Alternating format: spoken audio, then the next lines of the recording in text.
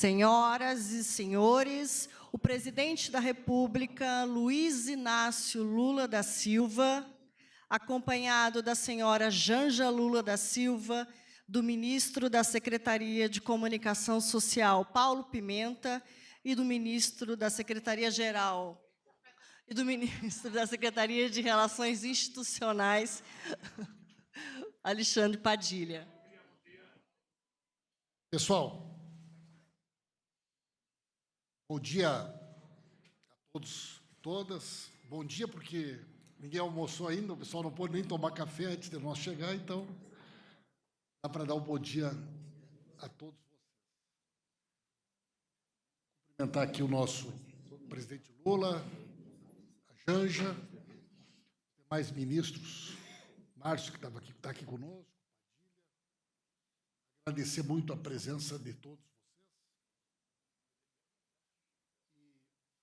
Nosso encontro aqui, em primeiro lugar, é uma oportunidade de reencontro do nosso presidente Lula com a imprensa. Presidente que, como todos vocês sabem, está se recuperando ainda dessa cirurgia. O mais importante é essa decisão, essa determinação do presidente de fazer essa cirurgia, caprichar muito na recuperação, na fisioterapia, para poder, o mais rapidamente possível, estar em condições plenas de voltar a viajar pelo Brasil, a cumprir esse conjunto de agendas nacionais e internacionais tão importantes para o nosso país. Estamos todos aí muito felizes e acompanhando a plena recuperação a cada dia que passa. O presidente está mais pronto aí. Ele, se melhorar muito, o Tite vai chamar ele para poder jogar também, né? Segundo lugar, nós estamos aí chegando a 10 meses de governo que tem uma marca muito importante. Vocês sabem que nós fomos desafiados pelo presidente num primeiro momento entregar e trazer de volta para o povo brasileiro um conjunto de políticas públicas, um conjunto de ações do nosso governo que foram muito importantes num determinado momento da vida do nosso país, especialmente para a população de baixa renda, para a população mais vulnerável, que todos esses programas acabaram, de uma forma ou de outra, sendo extintos ou paralisados. O primeiro grande desafio do governo foi retomar esses projetos, retomar esses programas. Todos eles, sem exceção, foram retomados. O último deles foi o Luz para Todos, lá em Parintins.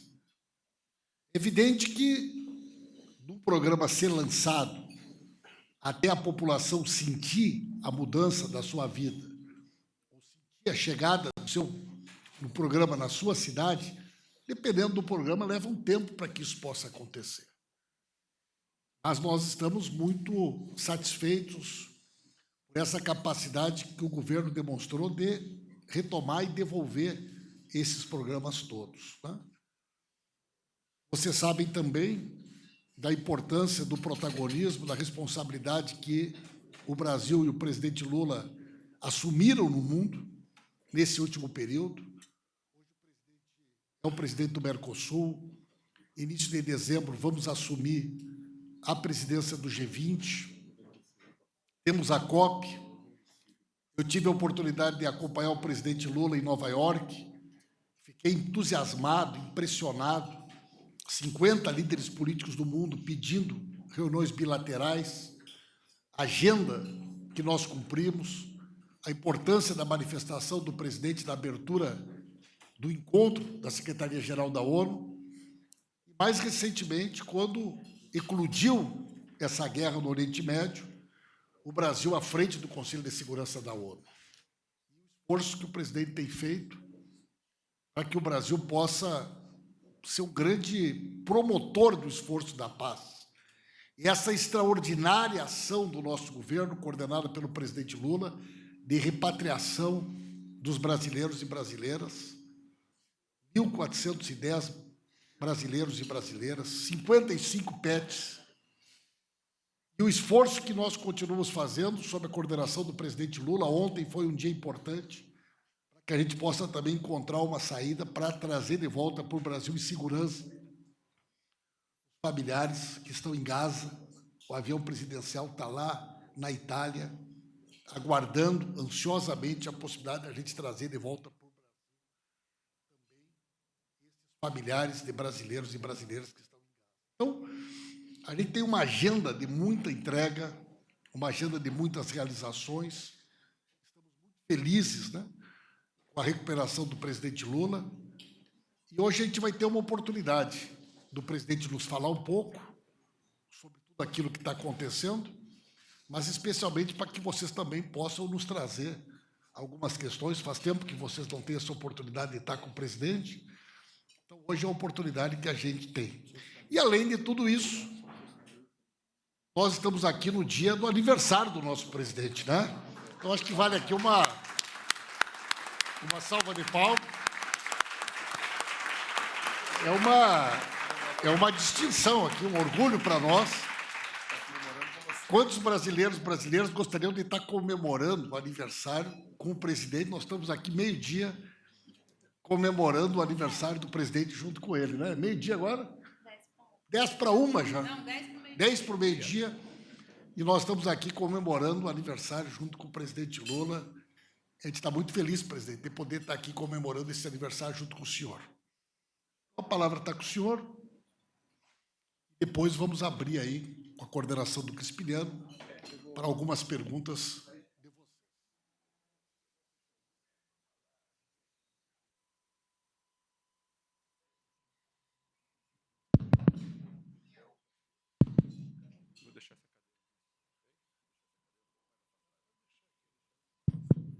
Pode deixar. Bem, primeiro, bom dia às jornalistas aqui presentes, aos jornalistas. Não sei se vocês já notaram a novidade do Stuka. Pela primeira vez ele coloca os fotógrafos sentados para tomar café também. Significa que os fotógrafos estão sendo tratados de forma humanitária aqui nessa mesa. E eu queria dizer para vocês que eu estou muito feliz de estar completando 78 anos de idade. Eu, quando tinha 30, eu jamais imaginei que pudesse chegar aos 60. Eu estou completando 78 numa perspectiva de viver 120. É a meta que eu estou conversando com o Todo-Poderoso para que Ele permita que eu fique um pouco mais no planeta Terra, até porque nós temos que tentar salvar esse planeta. A segunda coisa é que eu estou feliz porque eu fiz uma cirurgia depois de passar anos com dor intermináveis, insuportáveis, em que você não tinha posição para sentar, você não tinha posição para deitar. E eu, muitas vezes, receoso de me submeter a uma cirurgia, porque eu confesso a vocês, eu tinha medo de anestesia, eu sempre tive medo de apagar, sabe, dormir e não voltar mais. Como eu gosto muito da vida, eu tinha receio. Mas depois dessa cirurgia, eu posso dizer para vocês que esse negócio de anestesia está tão moderno, está tão avançado, que ninguém pode ter dor, ter medo de anestesia. Ou seja, eu até estava falando com o Guimarães agora, que vai fazer a cirurgia dele amanhã, acho que no Sara Kubitschek. Eu falei para ele, vá tranquilo e não tenha medo da anestesia, porque você vai acordar melhor do que você dormiu. Estou feliz porque a cirurgia foi aquilo que algumas pessoas me falavam. Durante muito tempo, eu ouvia as pessoas dizer, olha, opera, que vai acabar a dor, opera que vai melhorar, você não vai sentir nada. E eu fiz a cirurgia e saí do quarto, saí da operação na sexta-feira, da UTI, da sala de cirurgia, fui para o quarto na segunda-feira eu já estava andando e já subi 8 degraus no hospital. Ou seja, numa recuperação que eu acho que eu não acreditava que pudesse ser tão rápida. Eu estou fazendo fisioterapia. Essa cirurgia, ela leva, segundo o médico que fez a cirurgia, de 6 a 8 semanas para eu estar inteiro outra vez. Eu estou proibido de viajar em avião, só posso viajar depois das 8 semanas. Os médicos têm preocupação que possa dar trombose, então eu vou me cuidar. E a minha primeira viagem vai ser a viagem para a COP28 nos Emirados Árabes. Depois dos Emirados, eu passo na Alemanha, porque tem um debate entre empresários brasileiros e empresários alemães. E eu estou, antes de chegar nos Emirados, dia 30, eu estou pensando em passar na Arábia Saudita para fazer uma apresentação do PAC aos empresários e aos investidores na Arábia Saudita. E depois, quando retornar ao Brasil, eu vou começar a viajar ao Brasil. O ano que vem vai ser o ano inteiro de viagem pelos estados brasileiros, de lançamento de obras do PAC, de inauguração de obras do PAC, de inauguração do Minha Casa Minha Vida, de inaugurações de escolas técnicas, de institutos federais, lançar novas universidades nesse país, porque o Brasil não pode perder a oportunidade de fazer aquilo que é, o nosso compromisso. Ou seja, nós precisamos fazer com que o Brasil se transforme definitivamente num país desenvolvido. Nós estamos cansados de ser um país do terceiro mundo, nós estamos cansados de ser um país em via de desenvolvimento, nós queremos nos transformar num país desenvolvido. Por isso que nós vamos fazer todo o possível, fazer todos os investimentos que tiver ao nosso alcance, tentar atrair todos os investimentos que puderem vir para o Brasil, para que a gente possa garantir que o Brasil dê um salto de qualidade.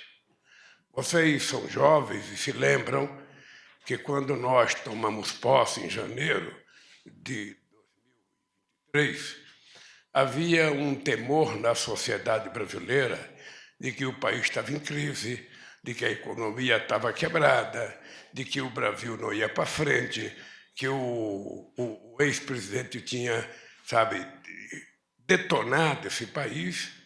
E eu, ao invés de assumir e ficar falando mal do governo anterior, eu resolvi fazer aquilo que um governo tem que fazer. Eu não fui eleito para provar que o ex-presidente era incompetente.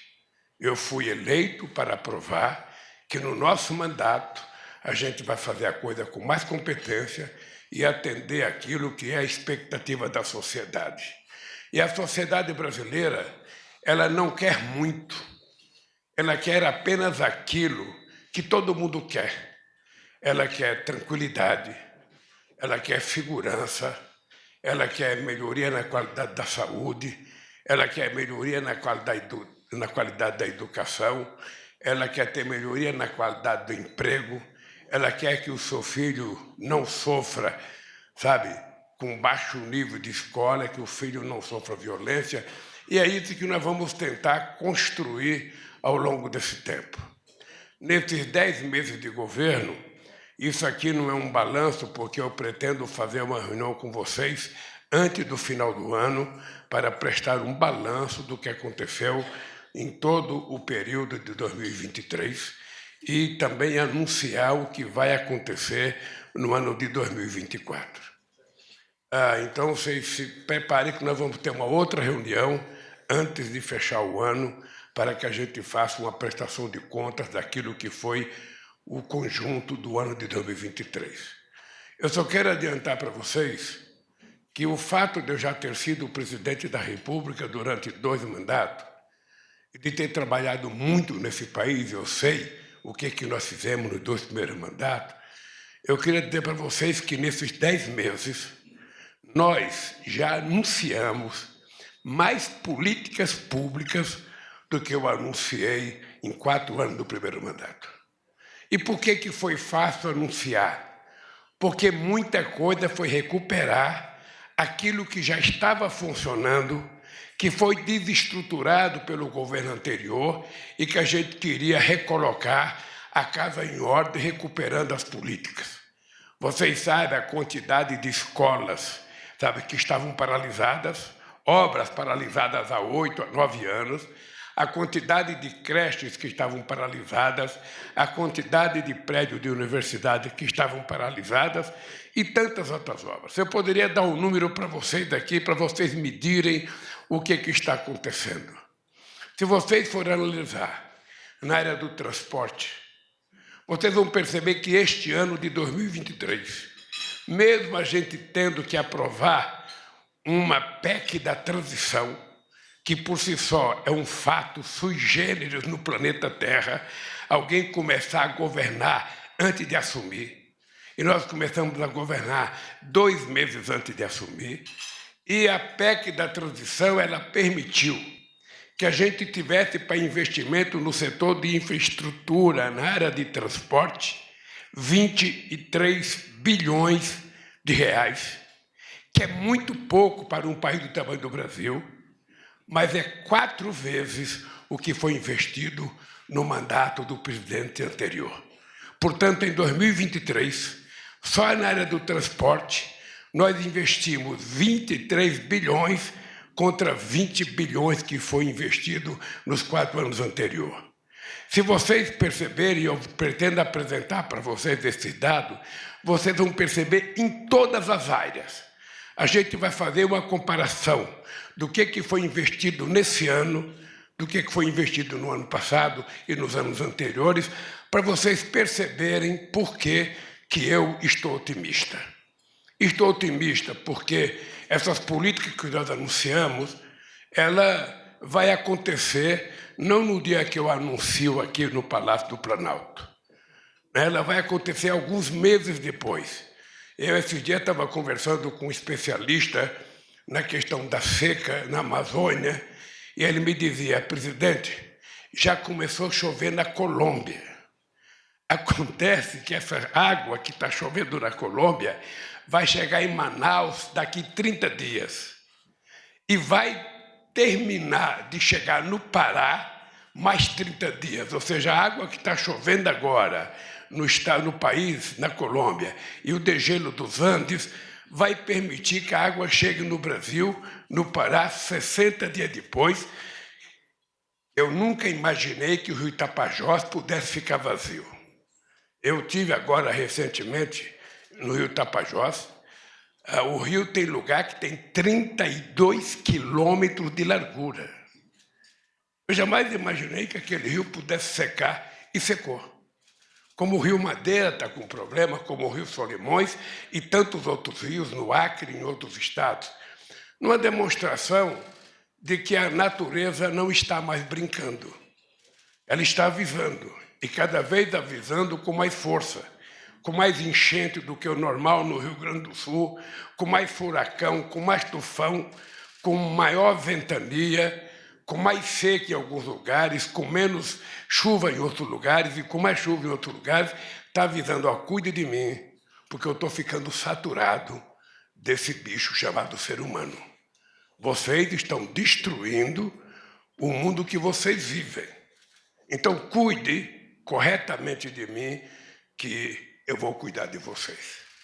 E é por isso que eu estou muito otimista, porque a economia que começou o ano, todo mundo dizendo: o Brasil não vai crescer nem 1%, o Brasil vai crescer 0,8%, vai crescer 0,9%.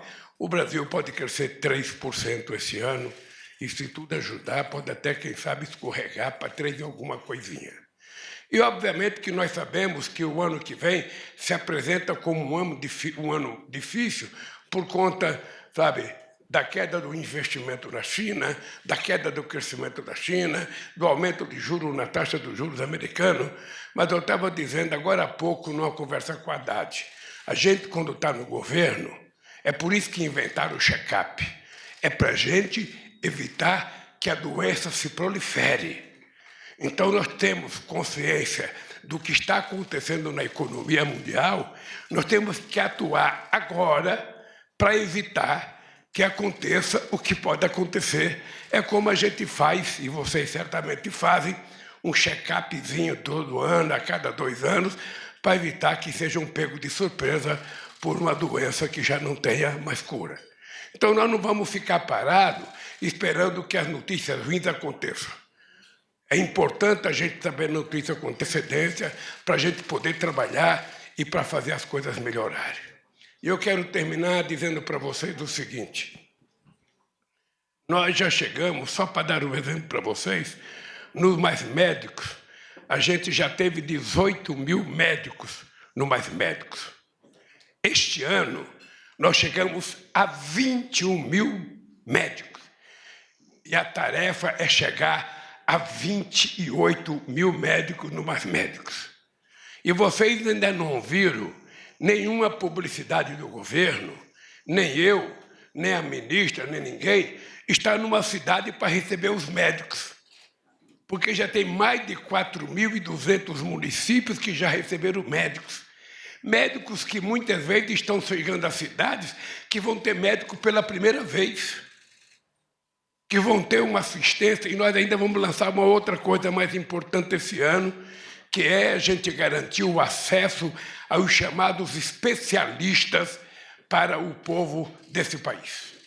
Todos vocês sabem que hoje uma pessoa vai numa UPA ou vai numa UBS na sua cidade, faz uma consulta, o médico detecta que tem uma determinada doença que precisa de um tal de especialista. Pode ser um urologista, pode ser um oftalmologista, pode ser um oncologista, pode ser um ortopedista ou qualquer outra coisa. E aí, quando o médico da assistência básica pede essa segunda consulta, aí começa um martírio do povo brasileiro, porque muitas vezes ele tem que esperar o especialista por 9 meses, por 1 ano, por 8 meses. Por quê? Porque não existe convênio com uma rede de especialistas capaz de poder atender a totalidade do povo brasileiro. Então, nós estamos comprometidos, eu quero dizer para vocês, de estabelecer convênio do SUS com a rede de especialistas para que a gente possa garantir a uma pessoa que foi exigido que tivesse acesso a um especialista para que ele tenha acesso ao tal de especialista. Não é só o presidente da República que tem especialista ou jornalista que pode ter acesso a especialista. O povo humilde tem que ter acesso a especialista, porque não é possível que a gente não consiga avançar. Uma outra coisa importante que eu quero dizer para vocês, para concluir essa abertura, para vocês poderem fazer pergunta, é que o Brasil vive um momento tão excepcional do ponto de vista de perspectiva de futuro. É como se eu recebesse a notícia de um filho que está nascendo no hospital e eu estivesse desempregado e fosse visitar o meu filho, e quando eu chegar no berço e ver meu filho, eu dizer para ele: filho, acabei de arrumar um emprego, vou ganhar um bom salário e eu vou viver bem para o resto da vida, porque eu arrumei um emprego que me garante estabilidade. Por que eu estou fazendo essa comparação? Porque o Brasil tem, nesse século XXI, a partir de 2024, uma possibilidade que poucos países do mundo têm. O que é essa coisa extraordinária que o país tem? É o potencial que o Brasil tem de entrar no mundo da chamada energia verde e a gente poder produzir mais do que qualquer outro país do mundo tudo que é biocombustível, tudo que é etanol, tudo que é eólica, tudo que é solar e tudo que é de hidrogênio verde. Ou seja, o potencial que o Brasil tem de produzir energia e vender para os países ricos que querem comprar. Eu quero comprar aço verde, eu quero comprar carro verde, eu quero comprar geladeira verde, tudo produzido com energia verde, pois o Brasil se apresentará como berçário a nascer esse novo mundo dos investimentos que é a chamada economia verde. Por isso, nós vamos para a COP em 2028 com muita força para cobrar do mundo. Ontem eu tive uma reunião com o ministro da Agricultura e nós vamos fazer, Pimenta, logo, logo, um lançamento de política de recuperação de terras degradadas.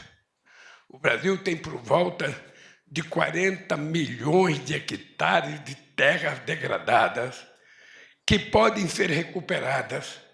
E o Brasil pode plantar o que quiser, criar o que quiser, sem precisar derrubar uma única árvore no planeta Terra. Quando a gente falar de descarbonização, quando a gente falar em crédito de carbono, a gente quer falar com autoridade. Quem quiser investir nisso, o Brasil se apresenta com expectativa. É por isso que o companheiro Alckmin, a partir do momento que eu puder viajar internamente, o companheiro Rui Costa, sabe, e outros companheiros do governo vão colocar todos os projetos que nós temos sobre energia verde, colocar embaixo do braço e viajar o mundo. Viajar, vender os projetos. Vender onde é que tem dinheiro, que tem vontade de fazer investimento em coisas novas. Pois o Brasil já garantiu estabilidade social, o Brasil já garantiu estabilidade fiscal e o Brasil já garantiu estabilidade jurídica e previsibilidade nas coisas.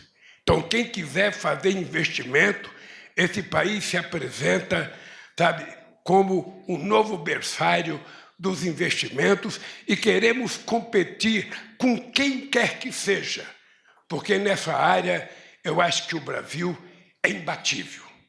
Nós temos tecnologia de sobra, temos mão de obra de sobra, temos conhecimento para aplicar aqui e lá fora e construir parceria.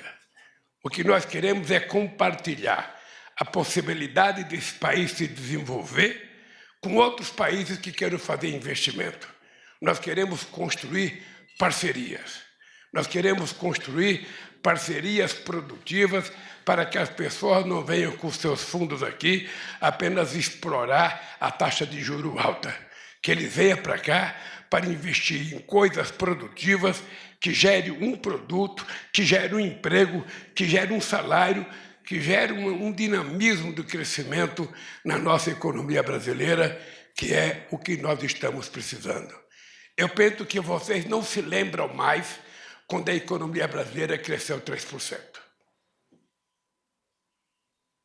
E é importante lembrar que, quando eu deixei a presidência, a economia estava crescendo 7,5%. Vocês não vão se lembrar quando é que ela cresceu 3%. Foi no primeiro ano do mandato da companheira Dilma Rousseff.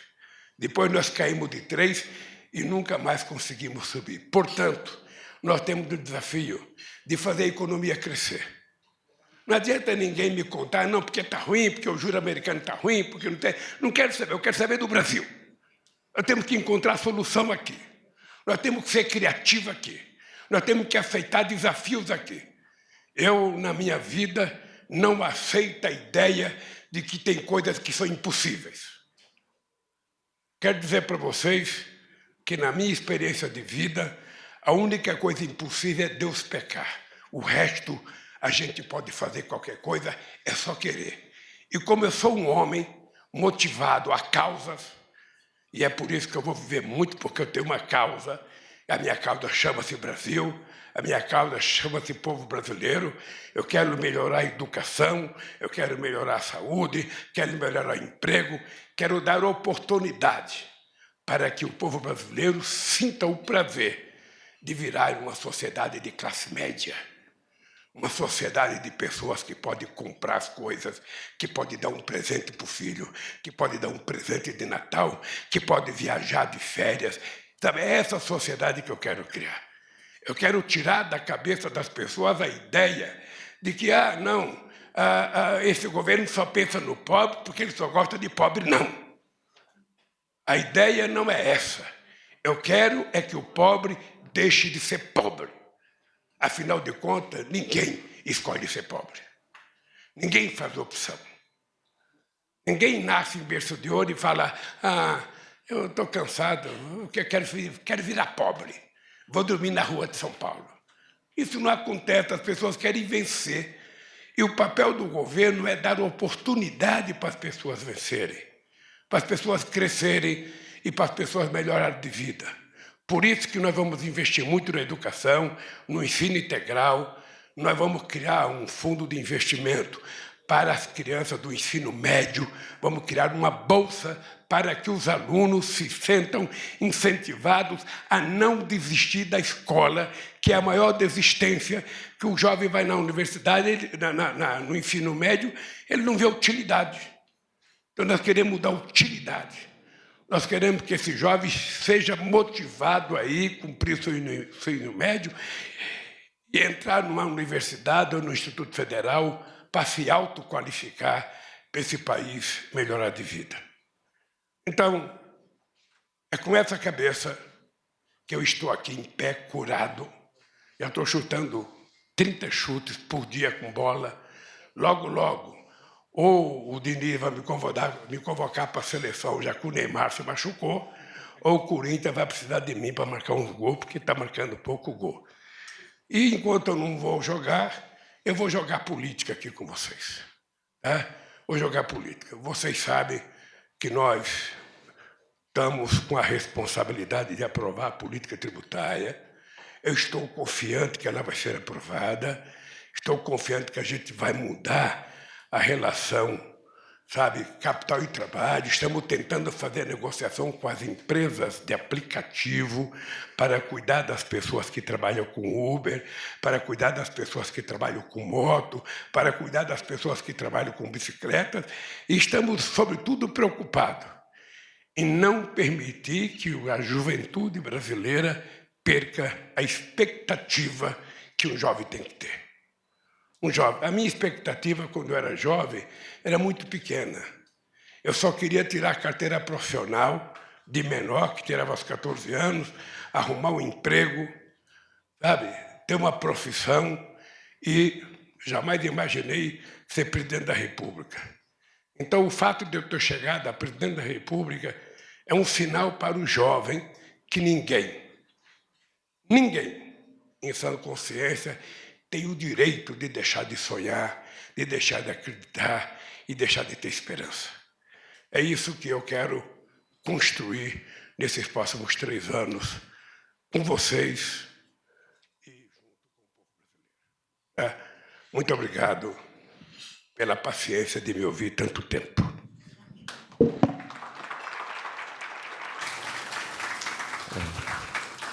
Bom dia. A gente tem 38 jornalistas, então eu imagino que a gente deva ter, no mínimo, 76 perguntas pensadas.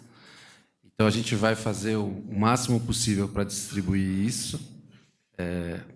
E lembrando que tem um embargo de 30 minutos ao fim, 45, ao fim da entrevista.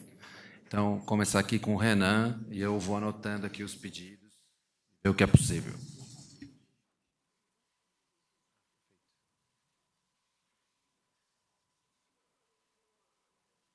Uma informação que eu esqueci de dar para vocês, que eu acho muito relevante, porque essa semana passada eu conversei com muita gente sobre a guerra de Israel com o Hamas.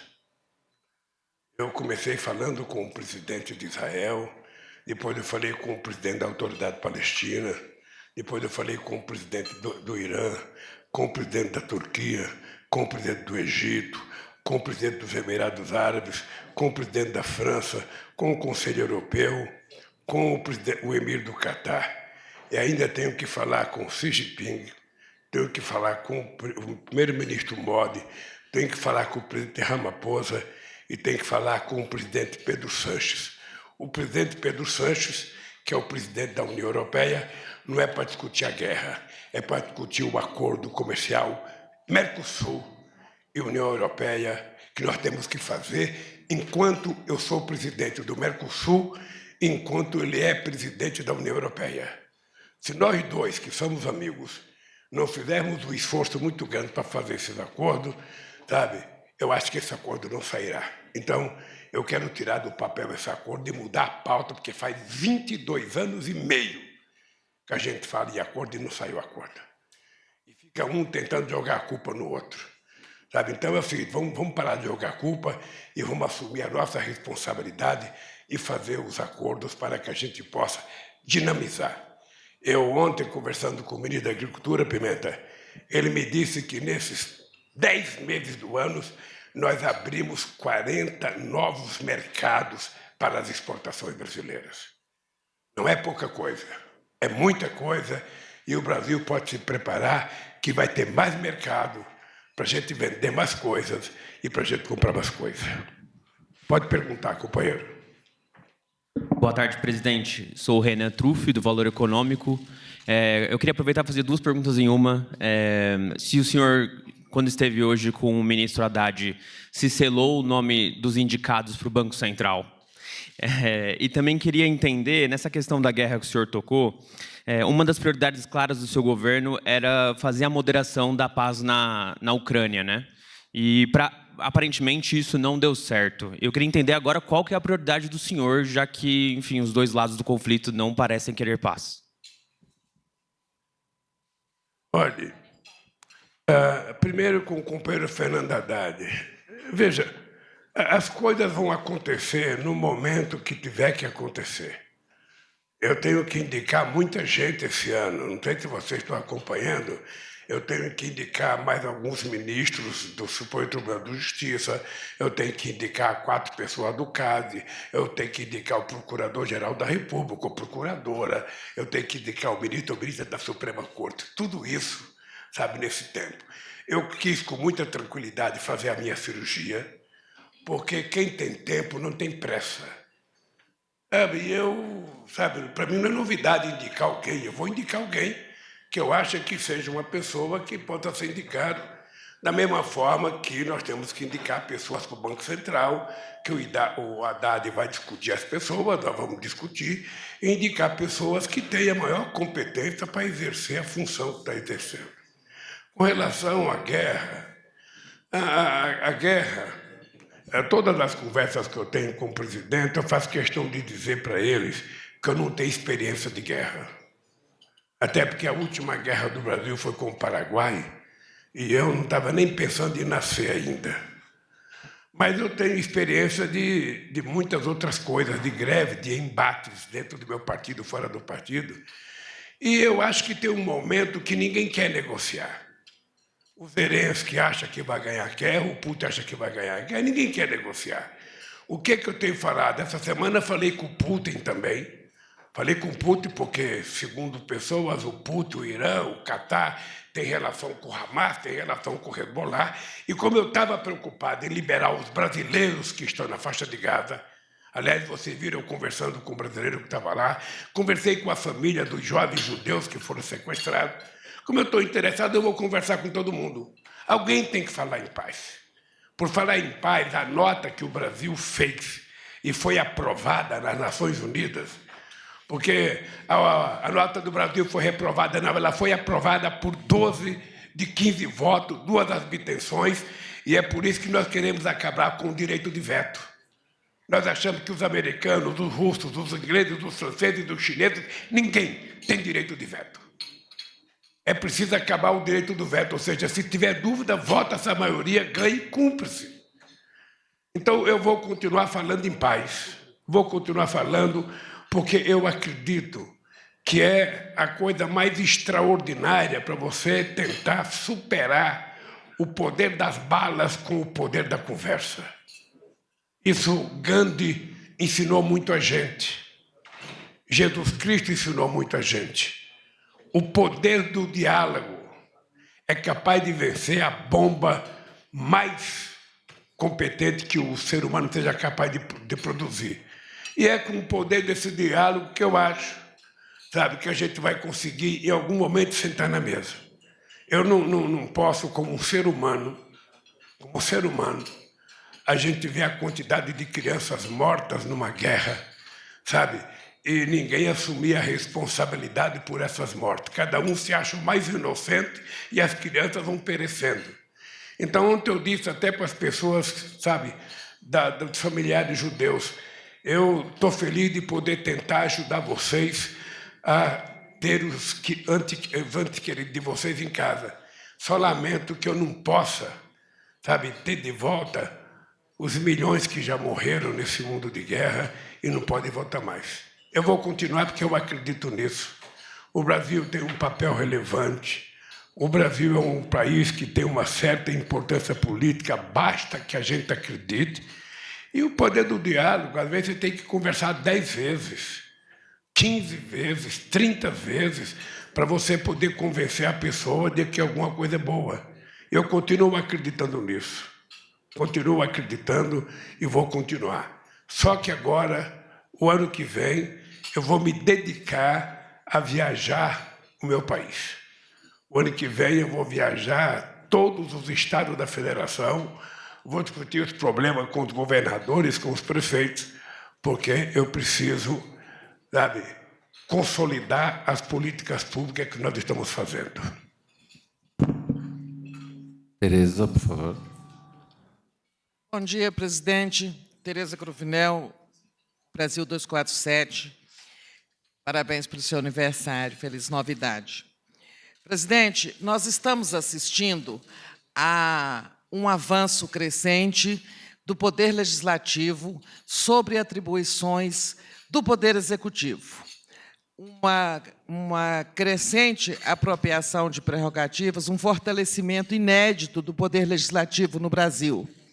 Nós vimos, nas últimas horas, o senhor entregar a Caixa Econômica para garantir votos para a agenda econômica na Câmara, mas nós vimos também o Senado rejeitar a indicação do nome que o senhor indicou para a Defensoria Pública da União. Temos visto dificuldades com propostas legislativas do governo ou aprovação de propostas como marco temporal, contrariando o próprio Supremo Tribunal Federal, e agora um litígio contra o próprio Supremo Tribunal Federal lá no Senado. A minha pergunta é: como o senhor pretende administrar esse avanço crescente do Poder Legislativo em relação ao futuro do seu governo? Qual é o limite das negociações ou concessões às forças do Legislativo para garantir a governabilidade? Tereza, primeiro, o que você está assistindo, na verdade, é o exercício da democracia em sua total plenitude. O Congresso Nacional existe para isso. O Congresso Nacional não é um espaço em que as pessoas digam amém para tudo aquilo que o governo quer. Você está lembrada, Tereza, que eu fui constituinte. Naquela constituinte, o Ulisses Guimarães era presidente do parlamento, era presidente da constituinte, e o PMDB tinha eleito 306 constituintes, 23 governadores, o Sarney era presidente da República, e o Sarney rebolava muito para aprovar as coisas. Você está lembrado que até se diminuiu o mandato do Sarney de 6 para 5 anos. É esse o papel do parlamento. O papel do parlamento não é para dizer amém ao Poder Executivo, não. Eu fui deputado. E eu acho que é importante que o parlamento se autorrespeite, que o parlamento queira fazer as coisas e que a gente tenha capacidade de, nessa intervenção na relação com o parlamento, a gente convencer aquilo que é importante para o executivo, aquilo que é importante para o parlamento. Eu não vejo isso nenhum problema. Eu vejo isso uma coisa própria da democracia num país democrático. Mais difícil, por exemplo, é você ver o que acontece na Espanha. Nós estamos já, as eleições terminaram já há quase 3 meses e ainda não se conseguiu montar o governo porque tem uma divergência de meio a meio o país, coisa que nós não temos aqui. A gente foi eleito uma base, dessa base, uma parte dela já está apoiando o governo e vai ser assim. O fato deles não terem aprovado o Igor para a Defensoria Pública, possivelmente eu tenha culpa, porque eu estava hospitalizado, eu não pude conversar com ninguém a respeito dele, não pude sequer avaliar se ele fosse ser votado ou não. Sabe? Eu lamento profundamente, eu não sei com quantos senadores ele conversou, não sei se ele conversou com os líderes do governo, mas eu estou dizendo para você aqui, possivelmente eu tenho a culpa de ter sido internado dia 29 e não ter falado com nenhum senador a respeito dele. E quando a gente indica alguém, a gente avalia muito o momento da votação para saber se ele vai aprovar ou não. E tinha 74 votos no quórum, sabe? O nosso pessoal achou que ia ser tranquilo e não foi tranquilo. Paciência. Eu vou ter que indicar um outro, sabe? E vou ter que ter mais cuidado de conversar com quem vota, que não sou eu, sou senador da República. Eu não vejo nisso um problema. A segunda coisa, eu não vejo nenhum problema. Eu de vez em quando, vejo matérias escritas e há um problema de vício, é que quando a gente estabelece uma tese, a gente não abre mão dessa tese. Veja, eu não fiz negociação com o Centrão. Eu não converso com o Centrão. Vocês nunca me viram fazer uma reunião com o Centrão. Eu faço conversa com partidos políticos que estão aí legalizados, que elegeram bancadas. E que, portanto, são com eles que eu tenho que conversar para estabelecer o acordo que eu tenho que fazer. Sabe? Eu fiz um acordo com o PP, com os republicanos. Sabe? Acho que é direito deles exigir do governo de que eles gostariam de ter um espaço no governo. Indicar uma pessoa que já esteve na Caixa, já foi da Caixa, já esteve no governo da Dilma, já foi do Ministério da Cidade, uma pessoa que tem currículo para isso. E ele junto tem mais de 100 votos, e eu precisava desses votos para continuar o governo. Afinal de contas, falta 3 anos para terminar o meu mandato. Ainda mais de 3 anos, 3 anos e 2 meses.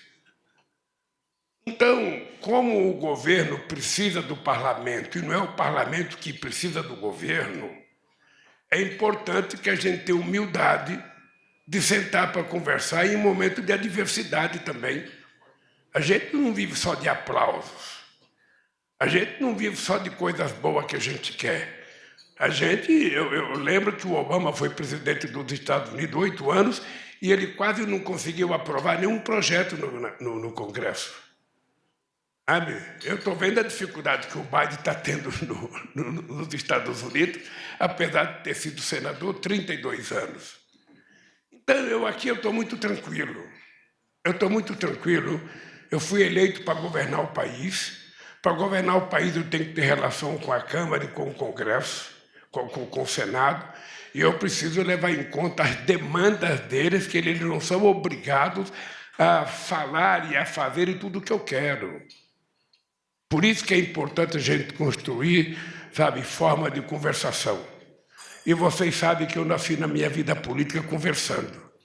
Eu começava nas primeiras greves que eu fiz no ABC, eu ia para o palanque na porta da fábrica e dizia: é 100% ou nada.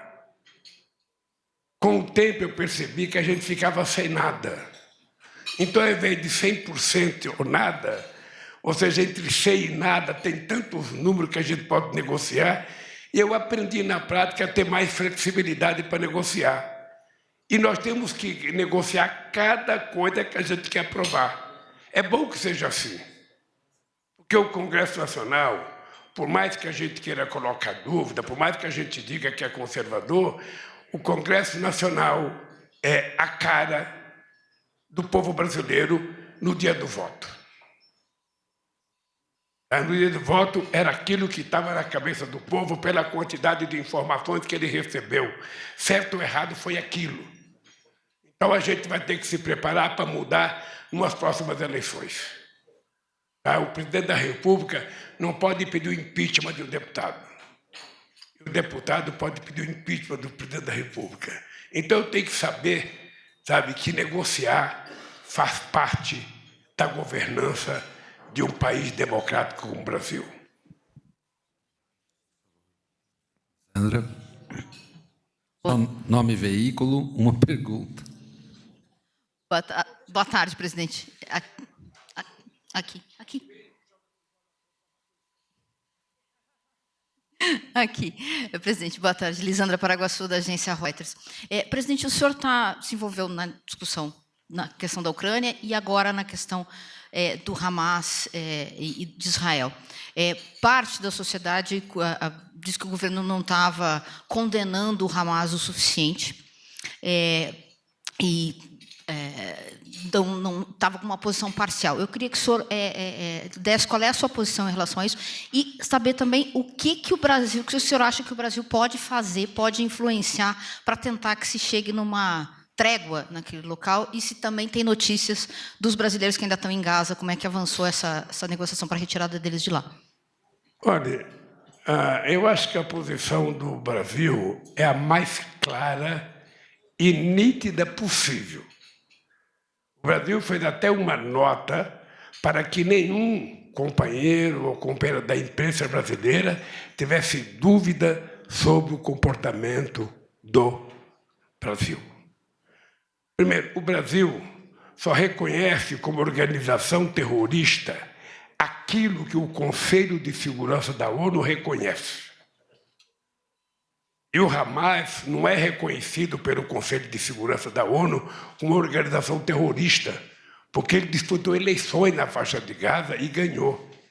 O que nós dissemos é que o ato do Hamas foi terrorista.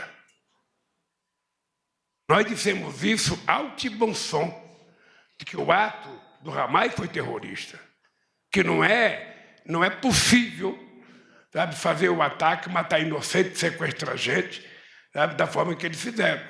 Não é possível, sem medir as consequências do que acontece depois.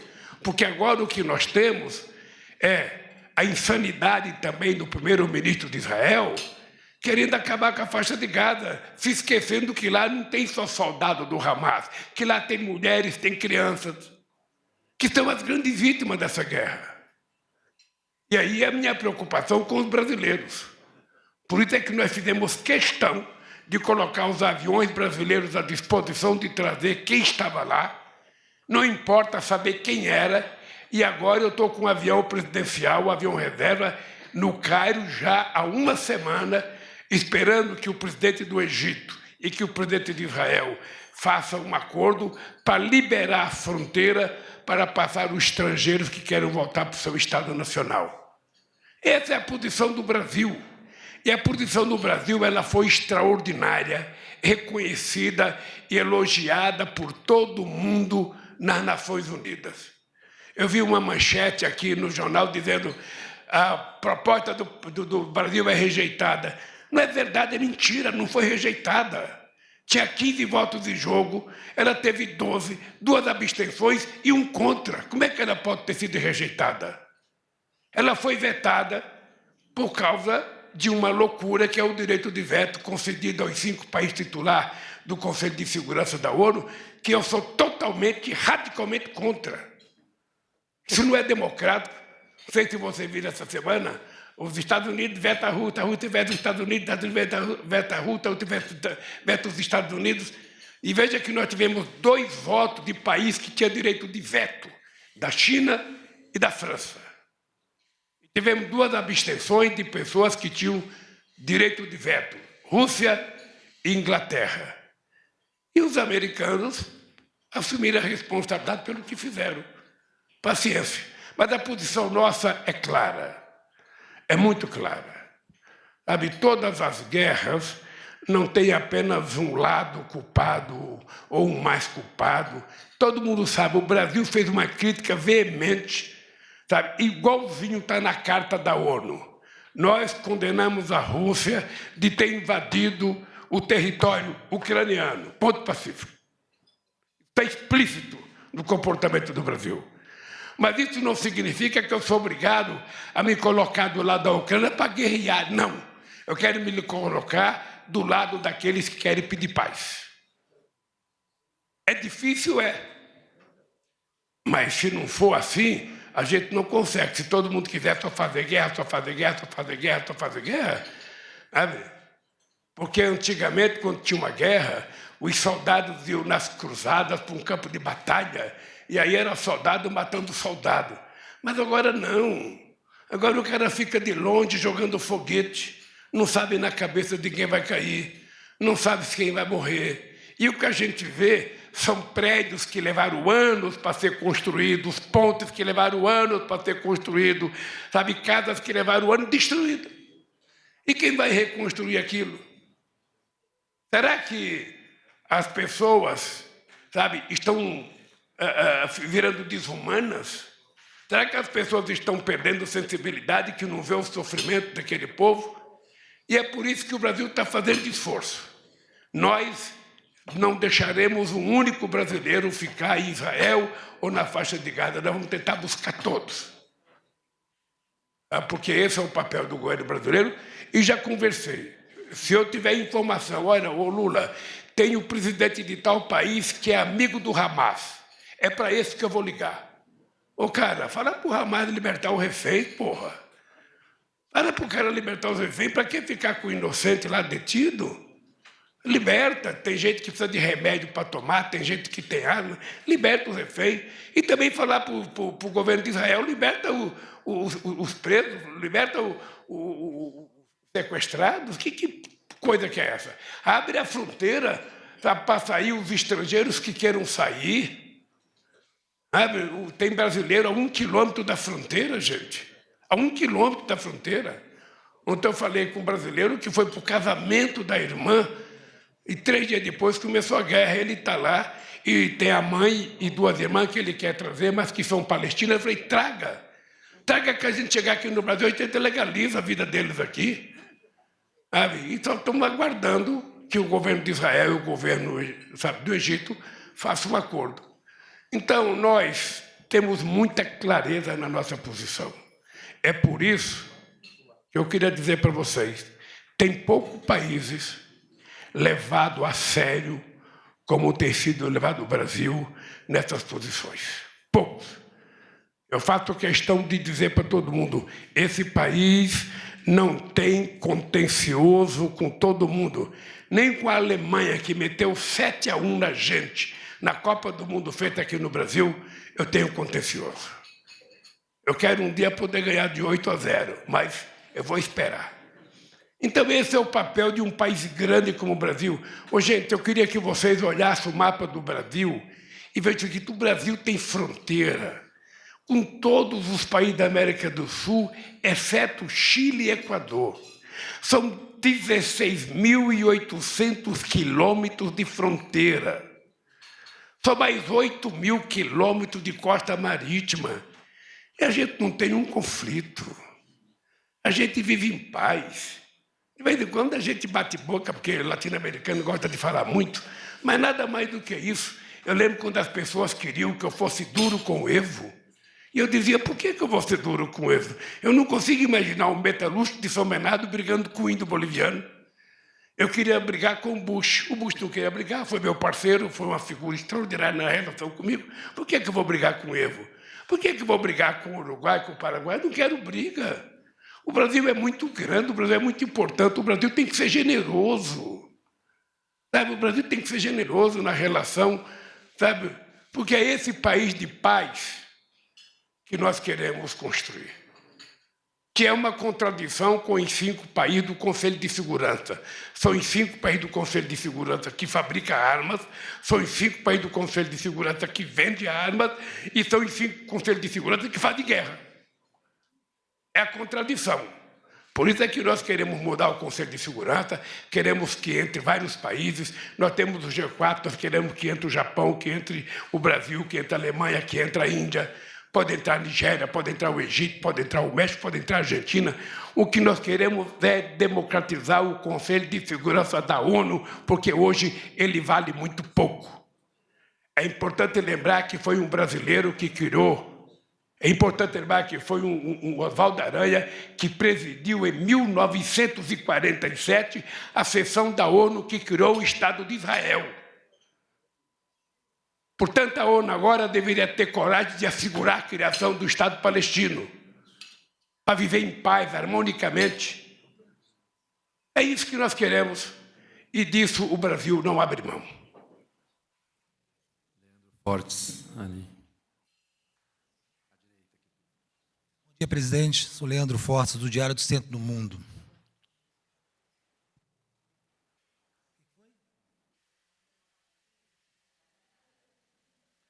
Presidente, muito bom dia, parabéns pelo seu aniversário. A questão da tutela militar, ela se potencializou muito, o tema se potencializou muito a partir dos eventos de 8 de janeiro. Na verdade, antes, com aqueles acampamentos feitos em frente aos quartéis, normalmente aqui no quartel-general de Brasília, que explicitou a posição das Forças Armadas, principalmente do Exército, em um movimento golpista. Essa é uma questão que já vem ser discutida e, claro, os eventos de 8 de janeiro demonstraram que isso contornos de tragédia. Alguns militares já foram indiciados pela CPI do 8 de janeiro no Congresso e há uma discussão permanente sobre o que fazer com os militares brasileiros. Então, eu lhe pergunto, o governo tem alguma estratégia ou pensa numa estratégia nacional de defesa que faça uma intervenção na formação dos militares brasileiros, nas escolas militares, para retirá-los, retirar esse enorme contingente de servidores públicos que estão congelados na Guerra Fria, na doutrina de segurança nacional, no anticomunismo, no golpismo. Há uma estratégia do governo para se fazer isso, para se intervir na formação dos praças e oficiais brasileiros, e o senhor acha que a reconstrução, a reformatação da Comissão Nacional de Verdade pode ajudar nisso? Olha, primeiro, eu acho que a palavra intervenção não é a mais correta. O que nós estamos fazendo é tentando mostrar para a sociedade brasileira que militar não é melhor do que civil e civil não é melhor que militar. Que os dois são brasileiros, os dois estão subordinados a uma Constituição, cada instituição tem a sua função, e o que nós queremos é que as Forças Armadas cumpram a sua função constitucional, que estabelece o papel das Forças Armadas. É isso. Tem que cuidar da segurança desse país, tem que cuidar do nosso espaço aéreo, do nosso espaço, geográfico, e cuidar do nosso povo. E defender o Brasil contra possíveis inimigos externos. Esse é o papel das Forças Armadas. E é isso que nós queremos que eles cumpram. O que aconteceu recentemente com o 8 de janeiro foi um desvio pela existência de um governante que sabia fazer tudo, menos governar,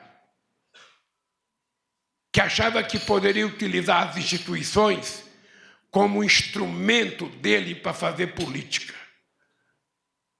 que não tinha nada de republicano na cabeça dele. O que é que nós estamos fazendo? Veja, primeiro, eu essa semana tive uma reunião com os 3 comandantes das Forças Armadas e com o companheiro Zé Mussi, para discutir uma participação dele no Rio de Janeiro. Eu não quero as Forças Armadas, na favela, brigando com bandido. Não é esse o papel das Forças Armadas, e enquanto eu for presidente, não tem GLO. Eu fui eleito para governar esse país e vou governar esse país.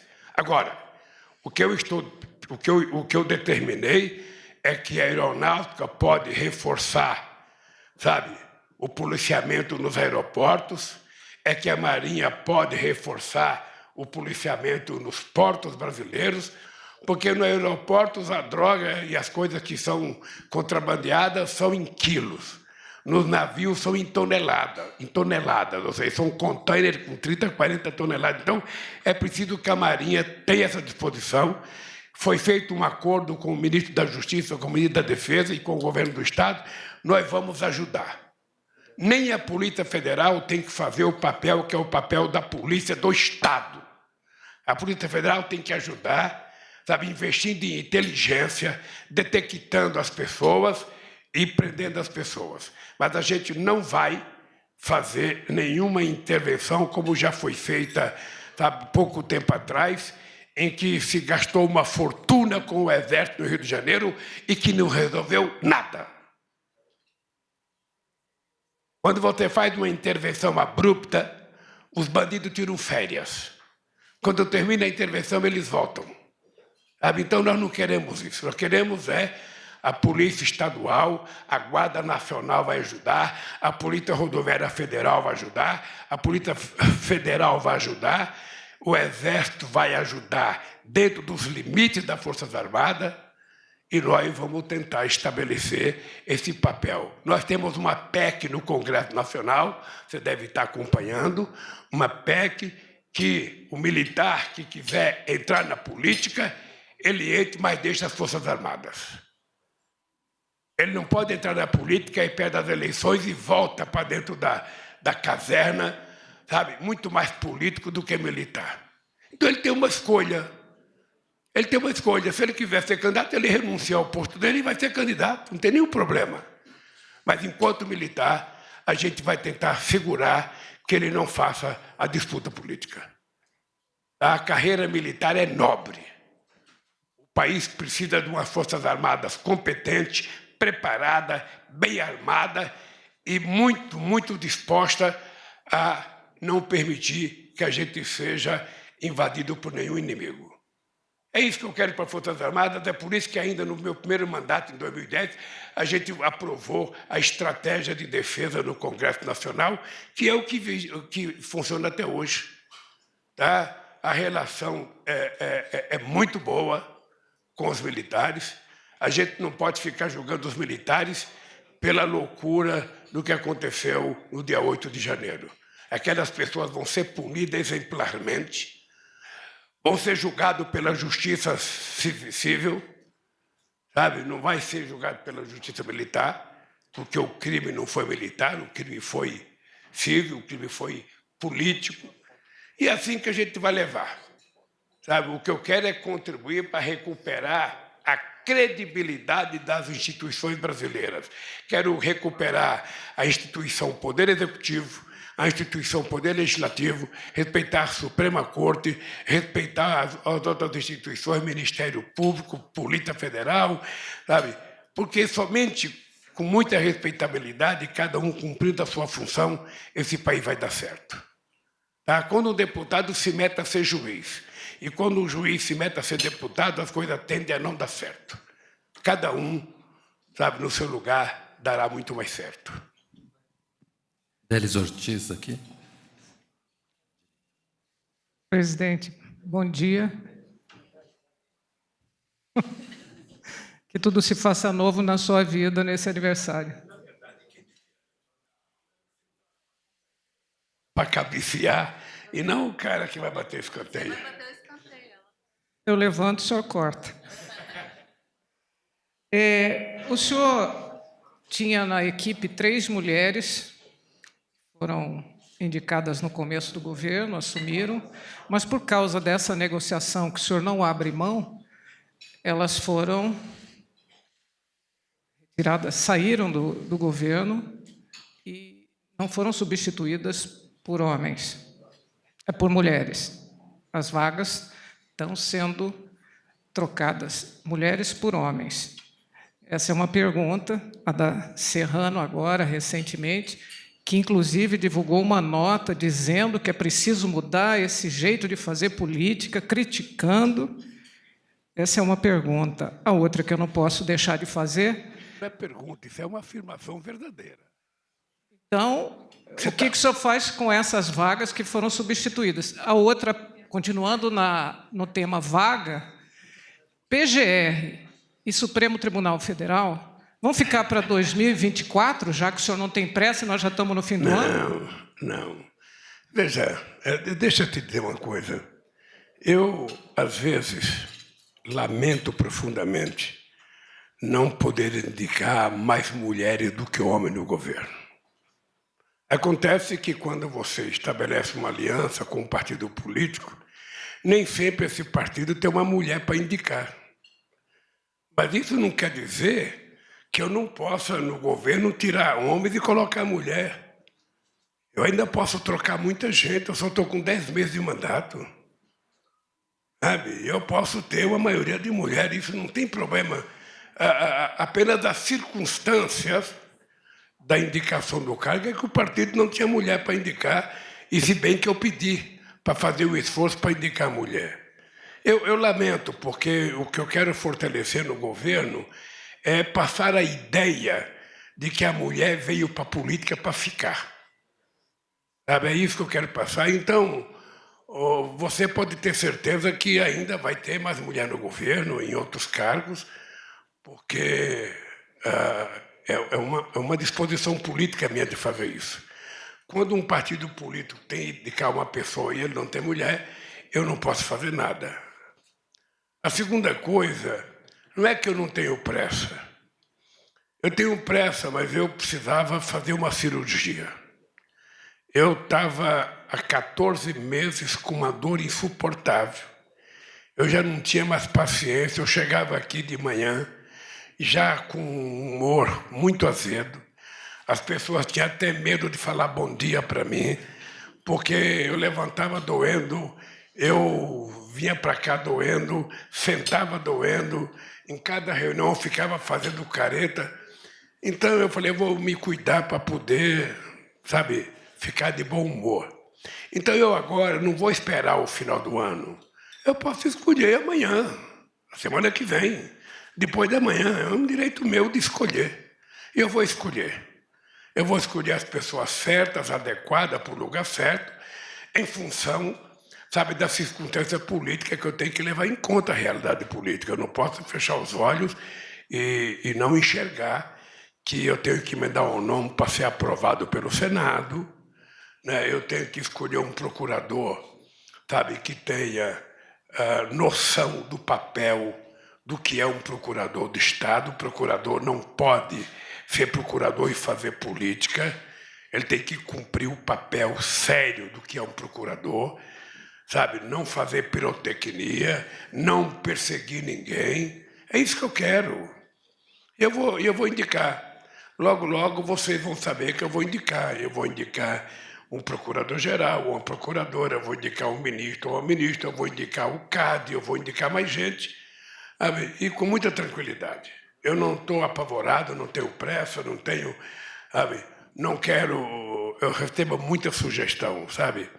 E nessas horas, como eu já fui presidente 8 anos, eu tenho, na hora de indicar, sentar com a minha consciência, contar muitas vezes até 10, para indicar a pessoa que seja a mais correta possível para cumprir a função de uma instituição do Estado.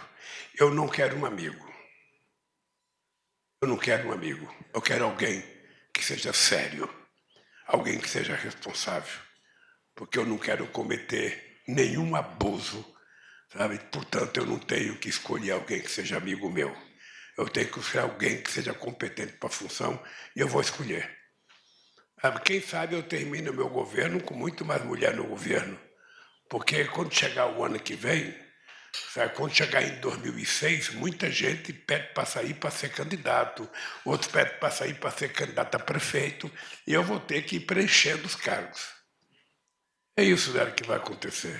Eu tenho um compromisso programático de indicar mais mulher. Eu tenho um compromisso programático. Eu gostaria... Para mim é muito incômodo, eu sofro muito quando tem que tirar uma figura como a Ana Moser. Sabe, quando tem que tirar com a Maria Rita, é muito ruim, é muito desagradável. A única que eu não tirei foi a do turismo, porque a do turismo, ela trocou de partido quando ela não poderia ter trocado de partido. Mas mesmo assim eu fico chateado. Sabe, eu fico chateado e eu espero que o tempo me dê tempo para que eu possa corrigir, sabe, um possível erro que eu tenha cometido de não educar a mulher nesses cargos. Esquerda, Mariana. Mariana Holanda, da Folha de São Paulo. Tá bom? Presidente, ainda na seara Supremo, queria perguntar para o senhor objetivamente o que o senhor acha do nome de Flávio Dino, que tem sido colocado como preferencial.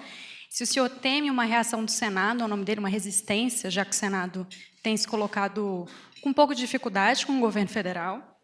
E eu queria também saber se o senhor acha que a meta fiscal ela já é considerada irreal do ano que vem. Porque o senhor falou que vai ser um ano difícil economicamente, então, se o déficit zero ele é irreal ou se a gente ainda pode contar com isso. Obrigada.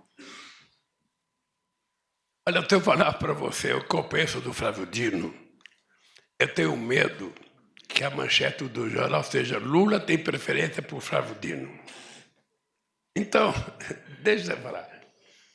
Eu tenho em mente algumas pessoas da mais alta qualificação política desse país. Tem várias pessoas, não tem apenas um. E, obviamente, que eu sou obrigado a reconhecer que o Flávio Dino é uma pessoa altamente qualificada do ponto de vista do conhecimento jurídico, altamente qualificada do ponto de vista político,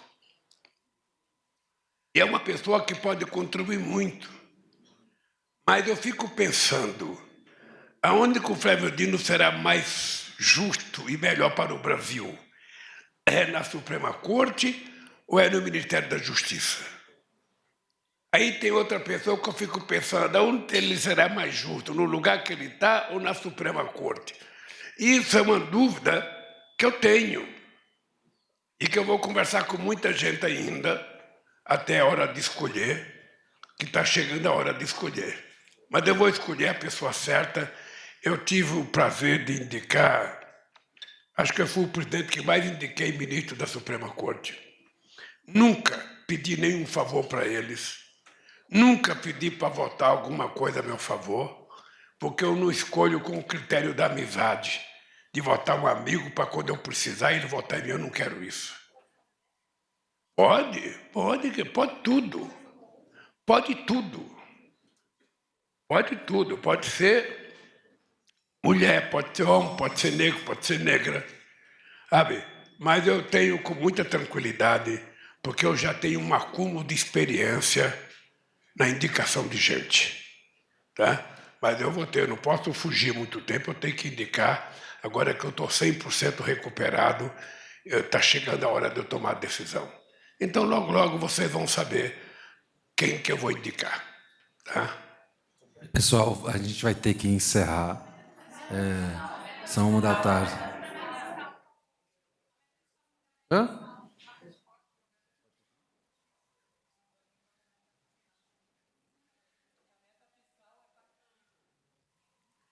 Deixa eu dizer para vocês uma coisa. Tudo que a gente puder fazer para cumprir a meta fiscal, a gente vai cumprir. O que eu posso te dizer é que ela não precisa ser zero. O país não precisa disso. Eu não vou estabelecer uma meta fiscal que me obrigue a começar o ano fazendo corte de bilhões nas obras que são prioritárias para esse país. Sabe? Então, eu acho que muitas vezes o mercado é ganancioso demais e fica cobrando uma meta que ele sabe que não vai ser cumprida. Sabe? Então, eu sei da disposição do Haddad, sei da vontade do Haddad, sei da minha disposição. Sabe? Quero dizer para vocês que nós dificilmente chegaremos à meta zero. Até porque eu não quero fazer corte de investimento em obras. E se o Brasil tiver um déficit de 0,5%, o que é? De 0,25%, o que é? Nada. Absolutamente nada.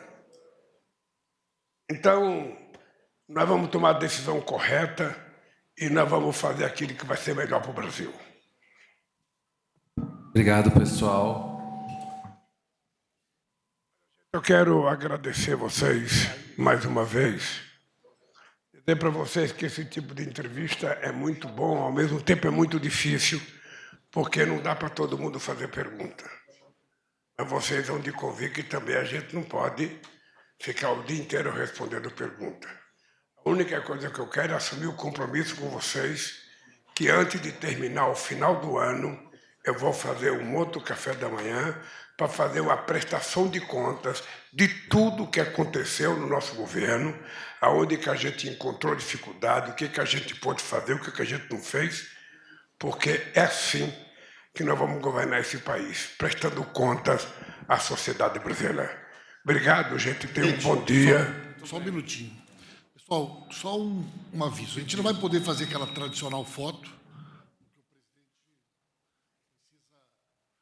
a segurança de não ter contato para evitar qualquer coisa que possa prejudicar a recuperação do presidente. Mas antes do presidente sair, presidente, o cara vir de aniversário, sair sem a gente cantar parabéns, fica até meio desagradável, meio delicado da nossa parte. Né?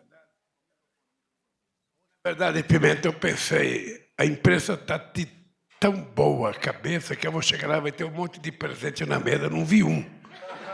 Então eu vou, com certeza eles eu estão vou escolhendo tudo voltar para o meu escondido para nos entregar gabinete, depois. ver se alguém se lembra de me dar um presente. A pergunta vai ser a repercussão. É até importante dizer para vocês, eu resolvi não fazer nada nesse aniversário pelo seguinte, só meus filhos vão participar em casa comigo, porque o mundo está mais para triste do que para alegria. Eu, sinceramente, cada vez que eu vejo uma foto daquelas crianças lá na faixa de Gaza, eu fico com o coração partido como ser humano, então não é motivo para fazer festa.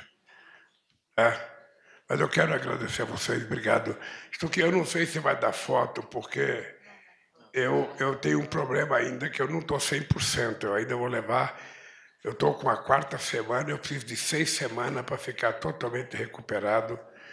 Então eu queria só me despedir de vocês, dizendo que o Stuquinha poderia fazer uma foto daqui para lá e pegar todo mundo. Atenção, senhoras e senhores. E o presente vai ser a repercussão da... Quem souber pode cantar junto. Parabéns a você.